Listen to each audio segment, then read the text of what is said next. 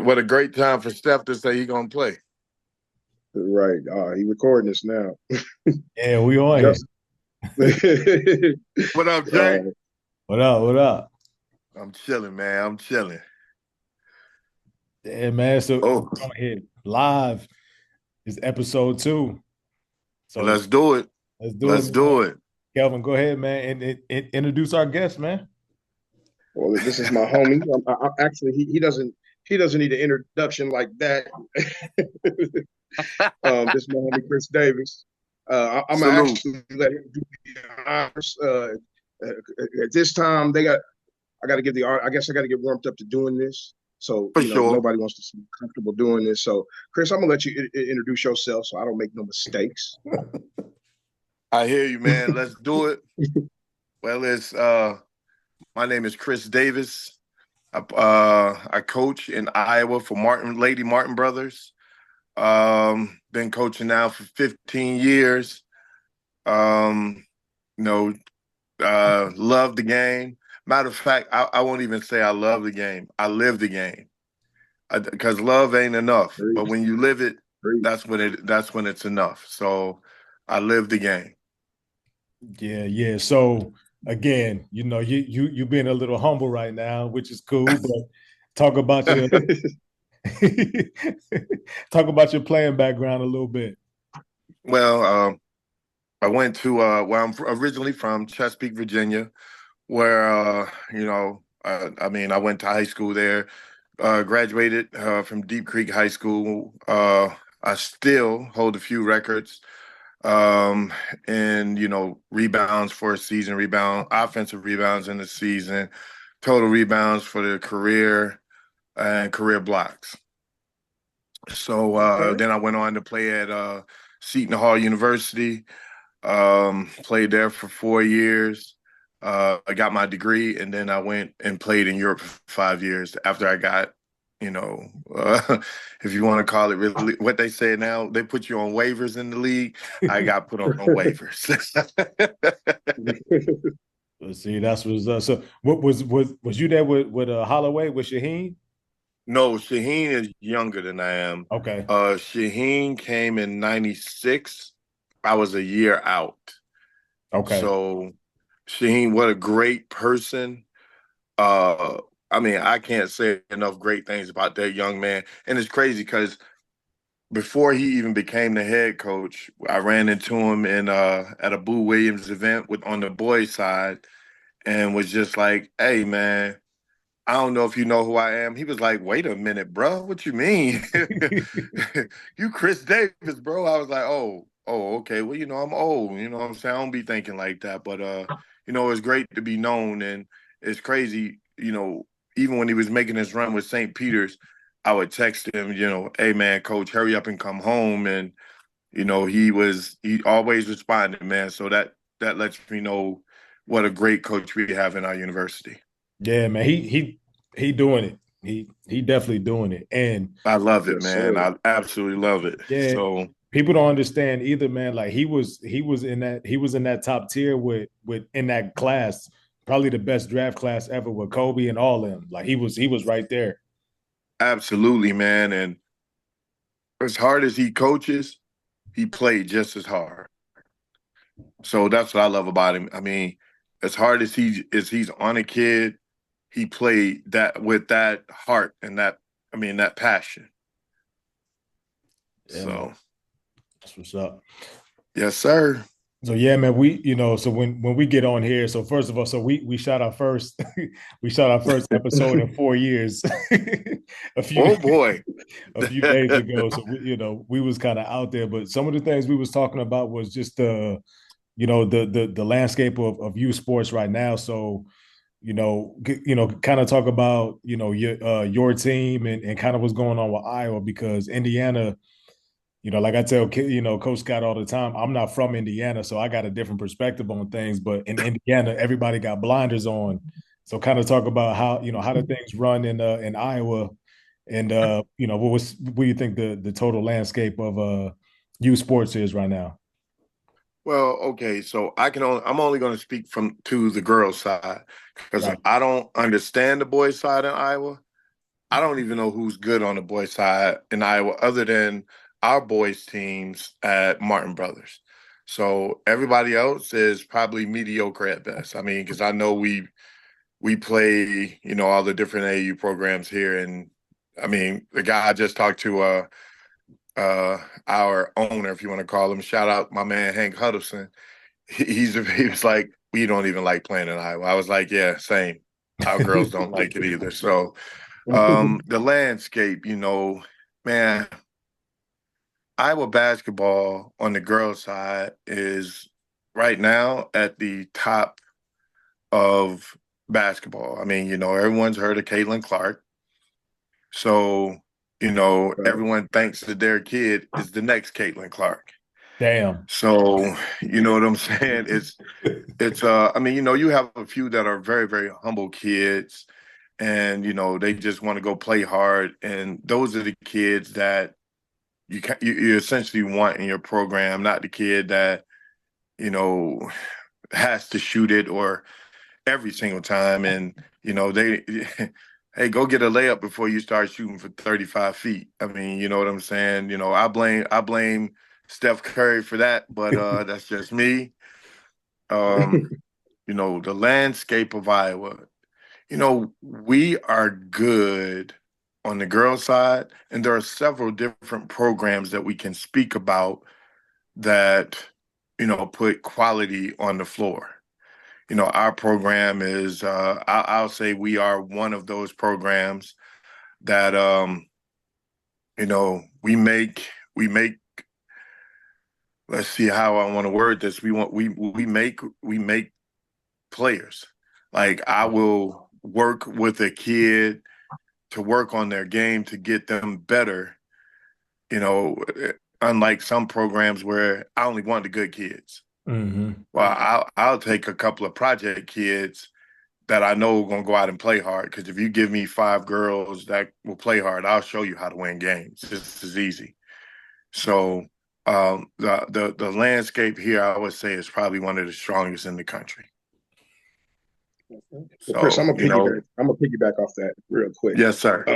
Since you basically gone in and discussed the female side of basketball at Iowa, why did you choose female basketball? Man, that's crazy. This is probably one of the craziest stories you'll hear.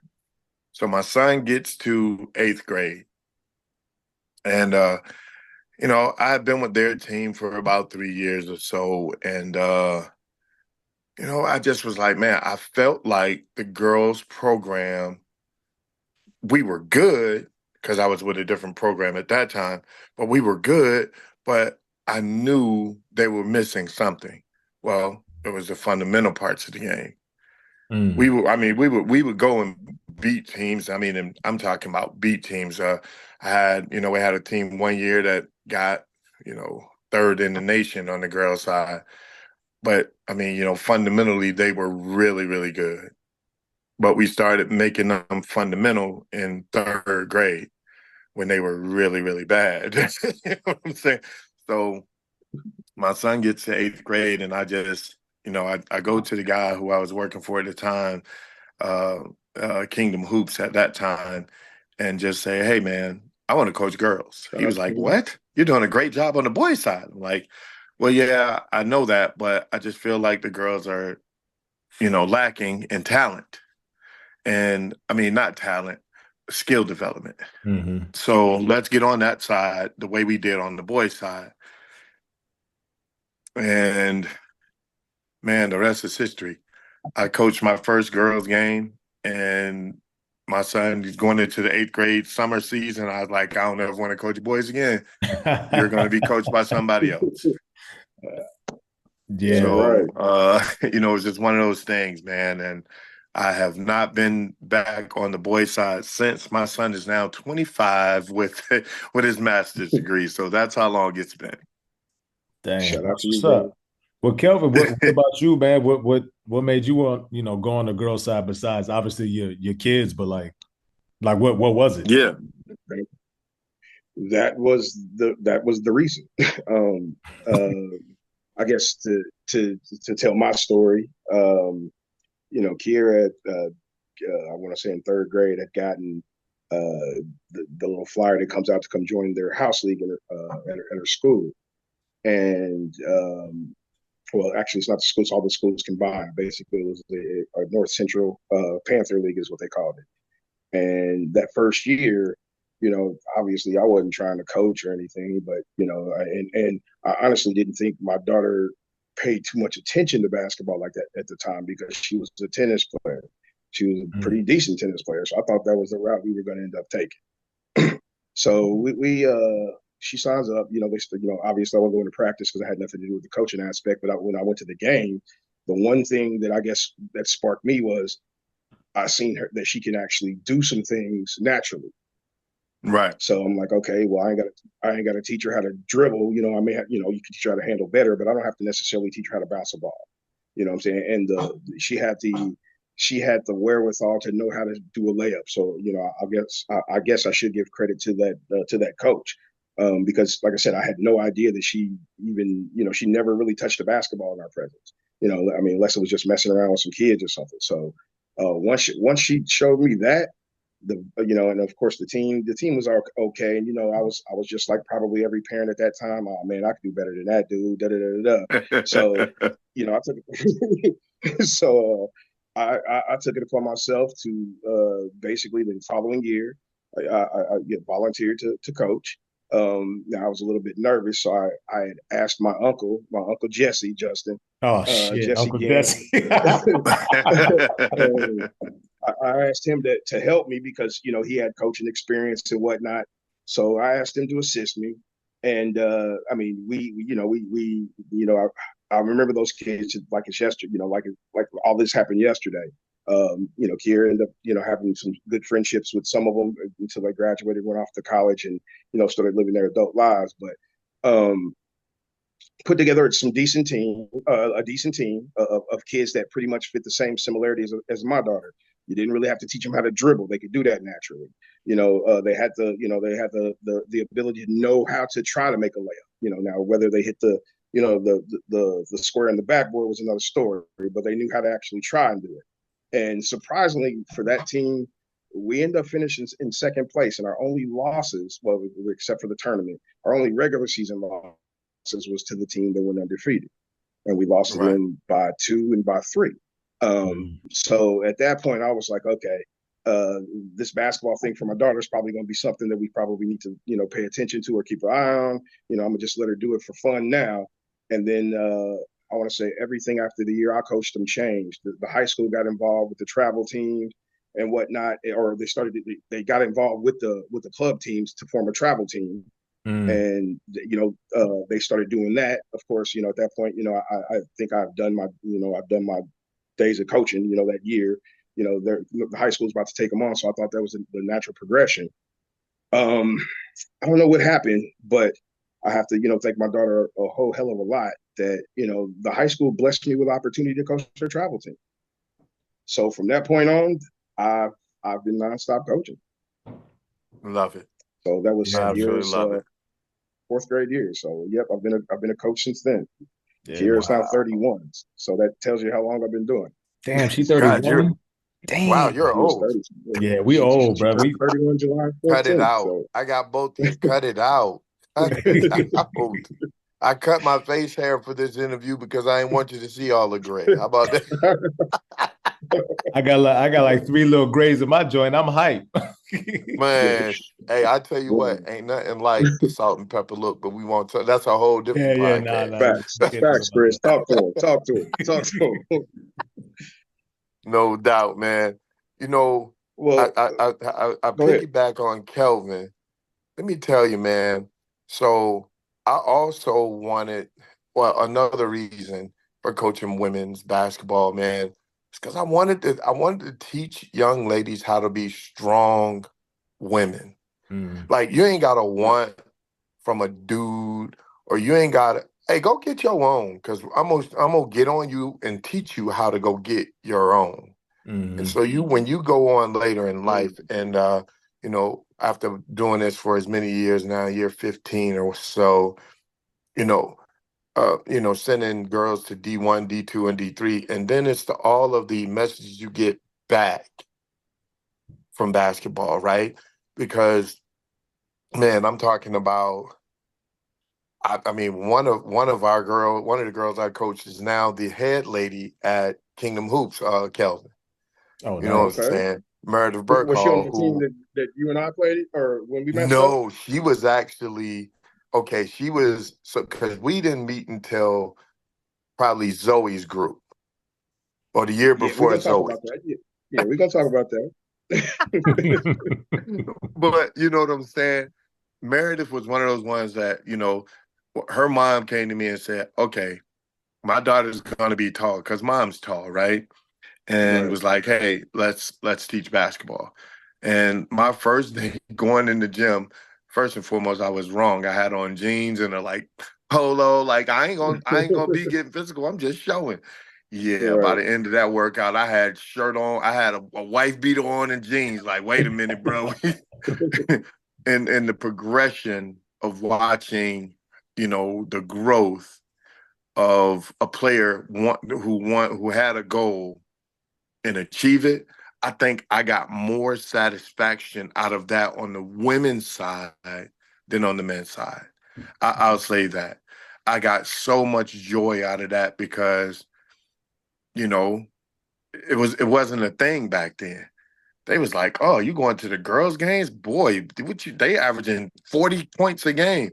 You know what? I don't think it's gonna be that. And then once more and more girls start getting involved in AAU, boom, now you got more people at the women's games than you do at the guys' games.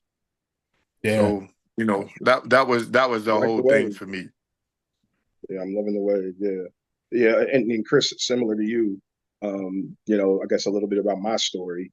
I was the young lady, my daughter, the young lady we're talking about. I was a young dad, so I was a father in high school. So Hmm. I didn't get to live out some of my high school dreams because I had to be a father. So Hmm. I definitely wasn't a father. I was definitely a dad back then. I didn't know anything about being a father that 16, 17, 18 years old. So I basically, stunted all that stuff, for me, I would say the crazy thing, how I guess good karma works for folks, you know, I basically had a child, never was able to achieve the dreams that I wanted to. And I went to a high school that was rocking, as far as basketball goes.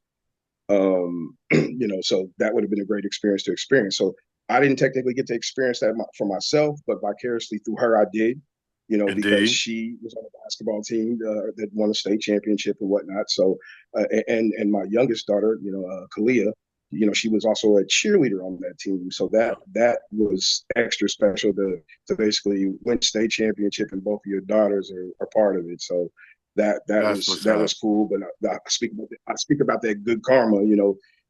I guess I could have did a lot of things as a young father, but the first thing I could have did was ran, but I didn't. I Right. stayed there, and I think I was rewarded, through my kids' amateur careers. So, That's what's up, like I man. said, I feel blessed to everything that happened with basketball. So, and it's also a reason to this day. I've seen what it did for my child. So, to want to like give that back and pay that forward to other people's children, that For that's sure. that's what drives me today. So, that's a So little bit about my story. Something I'm a that nah, nobody's man. ever told. No, I've never no, told no. anybody. I'm gonna stop you right there because I may have told Justin. you always humble, bro, which is cool. But For sure. talk your stuff about Kiara right now. What is she doing, bro? Well, she just took a position at Northwestern University as the Let's associate go. athletic director or director of compliance. So Blessings. it's pretty cool to see. Yeah, yeah, yeah. It's pretty cool to see her Wow, do her man. thing, man. That's blessings, So, bro.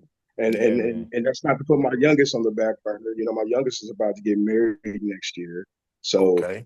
we gotta work on his scheduling, Justin.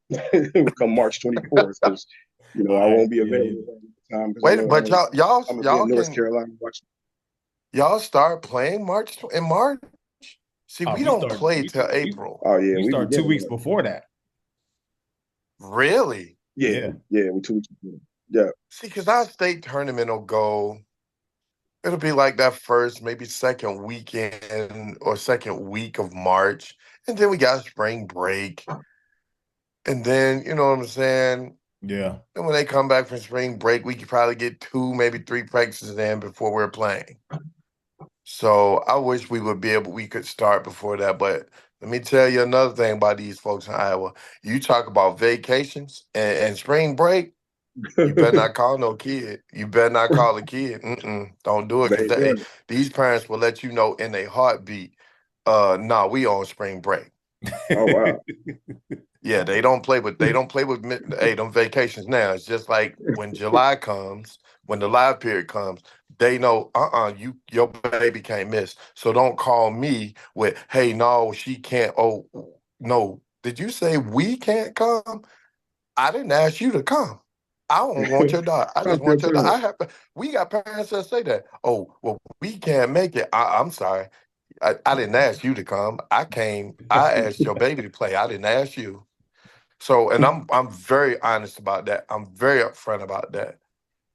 I did not ask one of you parents because I know probably three-fourths of you can't make a right hand layup without falling and hurting yourself.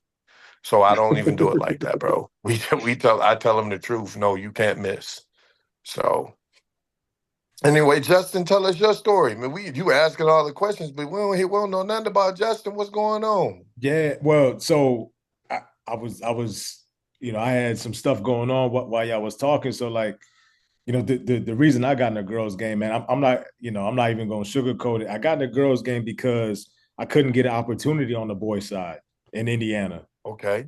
And Okay. so, here, like as soon as I got here, everybody was like, "Oh man, like your resume is good. You know what you're doing, this and that, but you got to start here and then you got to move your way up." And I'm like, I'm 23, 24 years old. I'm like, nah, I'm better than them now.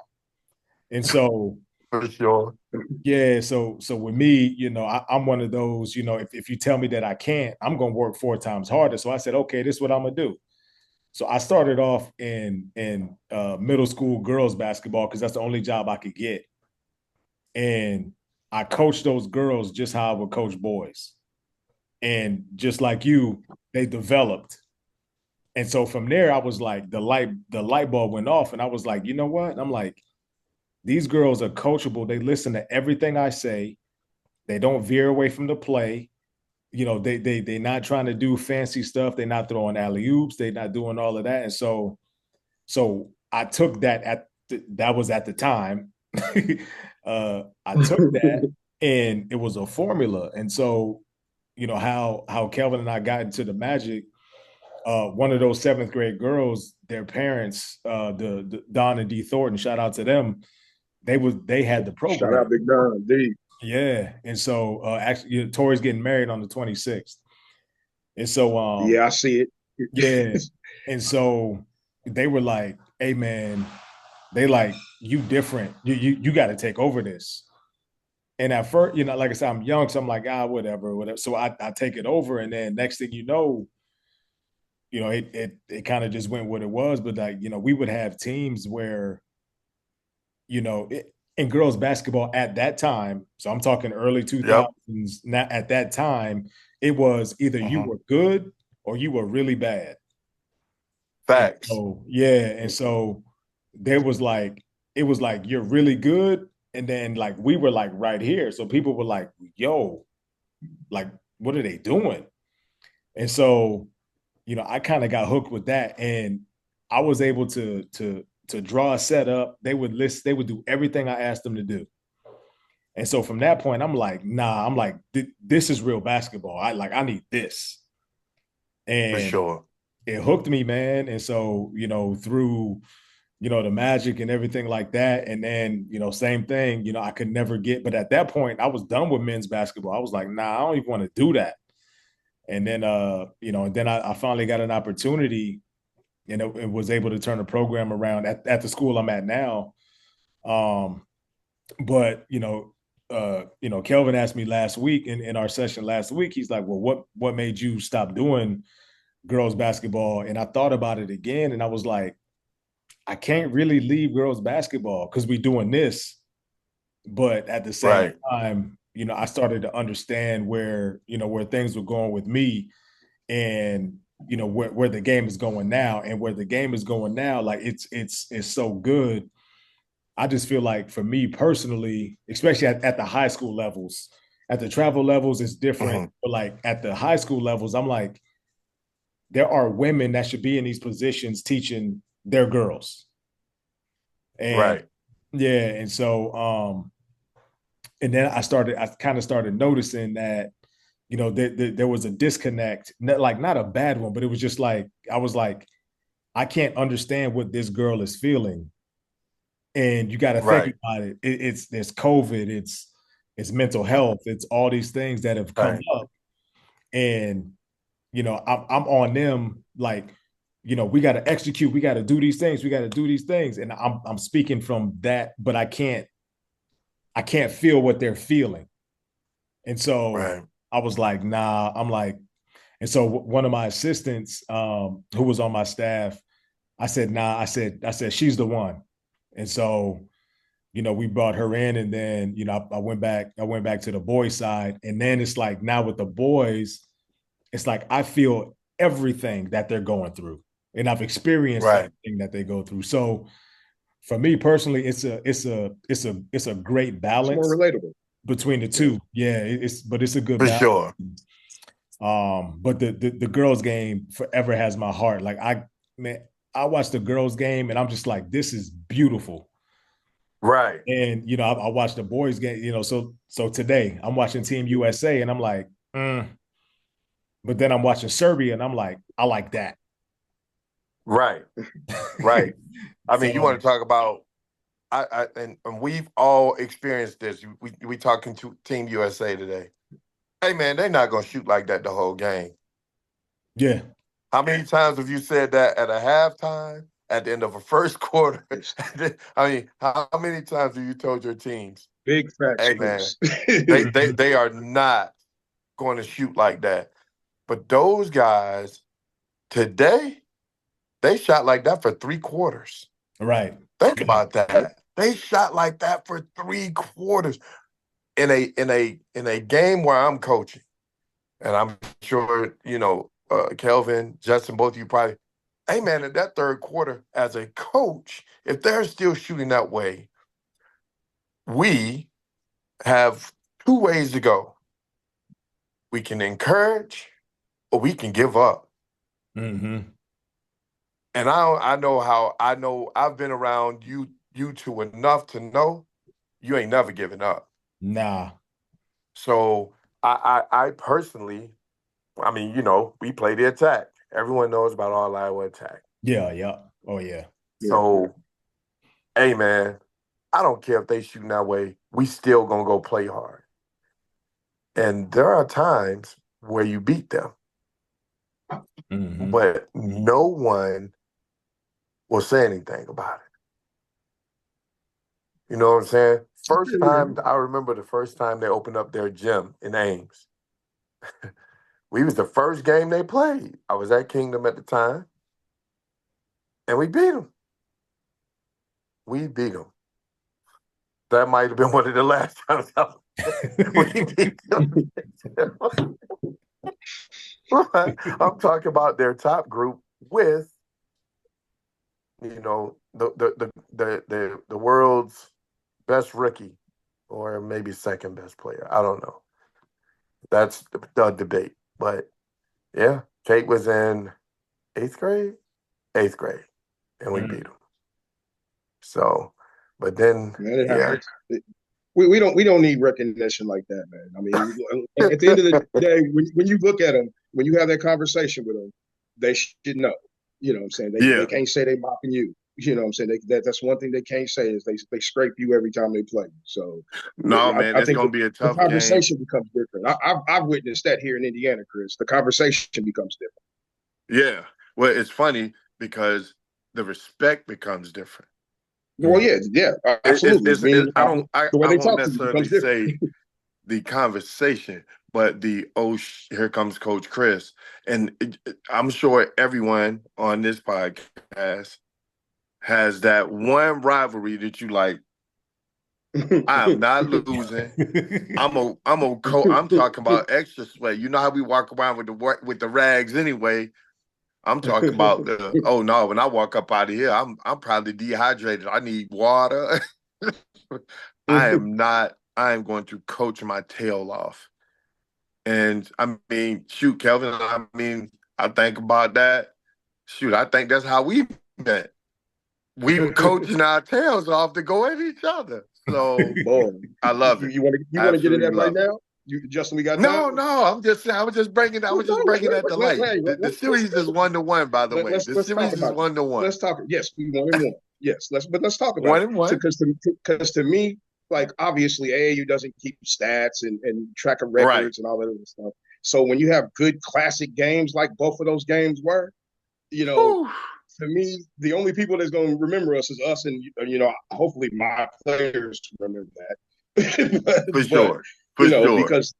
because those are the fun games to coach. I mean, those are the games you want to play in. To me as a Absolutely. club travel basketball coach, you want to be in those games that bring out the best in everybody on the team. And Absolutely. well, you know what, go ahead and do it. That those games did that. The initial Yes. year before we actually clicked up, we met at the PAC in Westfield, Indiana. Yep. The Magic had just become a star team. You know, Yep.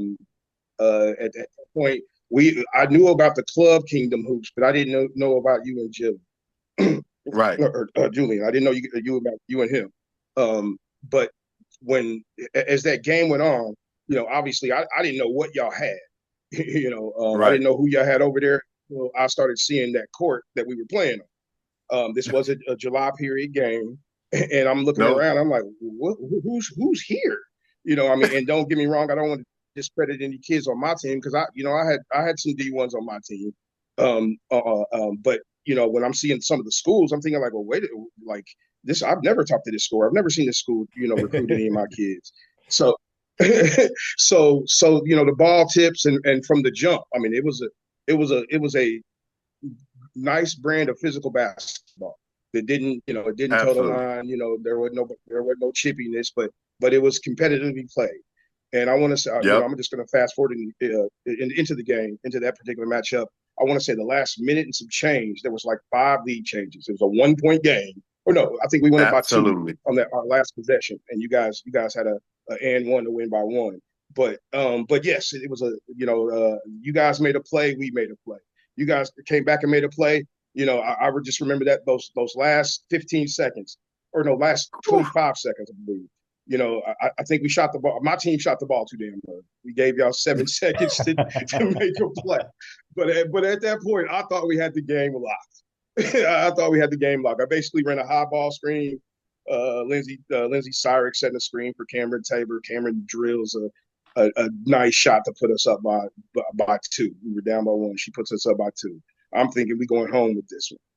Not knowing until after the game that this dude has a Maryland recruit over there. And yeah, they put the ball in her hand and kind of cleared it out. They did something where she got switched up on Syrick, and she took Syrick to. I mean, she was just too quick for Syrick, and Lindsay tried her best to stay with her, but she ended up hitting her at the end. So and she made a tough bucket, and she ended up winning, hitting the free throw. I think it was probably like 7/10 of a second left or something. So Yep. pretty much ball game. And after that game, we dapped it up and whatnot. And I want to say this whole thing follows the Schumer rule with AAU or travel basketball. You meet some people, you dap it up, you talk it up. Hey man, where you at? Where you from? Oh, y'all staying here? Well, I'm from here. We had that conversation. Yeah, hit us up. We'll link up. Well, You good, like I man. I said, would the have been typical like, AAU no, I want a conversation. rematch right now. I'd be like, I want a rematch right now. I definitely, Justin, I definitely did. I wanted to take it Right. out on them if we went somewhere that night. I wanted to take it out on them if we went somewhere that night. But get them messed up so they screw up the rest of their tournament. So, but no, they basically. I felt that y'all blew me off. You At know first, what? I felt like Okay, y'all so blew me here's off. the deal. I'm as you already know, I'm the one that I don't care where you at. If I can get there, I'm there. But when I'm on somebody else's time or in somebody else's whip, I can't make rules. Thanks. So True. I was trying to tell, Jude, let's go, man, and he was on the, hey, man, let's make sure the girls are good. Well, we at this point you're with Understood. 17-year-old girls, so you gotta, you Facts. know, Yeah. but On the but road. I think we did see each other the very next day, and I was like, hey, man, that's our fault, not yours. We're good. We gonna link up. Don't worry. And I mean, if I think about it, shoot, I think we've linked up every year since. Yes, haven't So, missed. Haven't missed. so Haven't you know what missed. I'm saying? No matter what happens with me, if I go from one program to the next or whatever, I'm still linking up with my people. Uh, shoot, I consider you my guy for real. Like that's my Appreciate you. people. You say something about him, you said something about me. That's just so can't nobody come around me and say that I'm bad about the Indy Magic, their program, none of that. Because Appreciate you. you might have to go ahead on and put them 50 on my book. But anyway, you know what I'm saying? That's Put them love. That's 50 on my love. book. Yeah. Let me get out of here, But I mean, man, that was a special group we had at Kingdom at that time. We actually had three D1s on that team. We had an Iowa State commit, we had a Maryland commit, and a Minnesota commit. So that group was very, very talented. We actually had another girl who had some D2 offers. Who I think, nope, it was the game Oh, the before team we was solid, played. Chris. Yeah, the Yeah, team was they solid. were solid. They were solid, and the girl who had the D2 offers wound up going to play at Wash University in St. Louis, Wash U. Yeah. Yeah, Wash U. and shoot, yeah, and wound up being like their all-time 3-point percentage leader in school history. Like the game before we played y'all, we played who is now Legends U, Oh, but they used to Okay. be what Sports City University or Sports yeah. whatever. City. Or City. Yeah, Yeah. Sports Yeah. City. Man, they had 15 girls, 15 D1s, and Zoe lit them up. But Naomi Jackson, shout her out right now. Watch you, but I'm gonna tell you, the bat. You know how you hit? It was like Steph today. She hit two, Mm. and then she was 1-on-0 on the fast break, bro, and pulled up and hit a three. I said, "Oh, the basket big as the ocean right now." That's when you know She in that somebody zone. on one.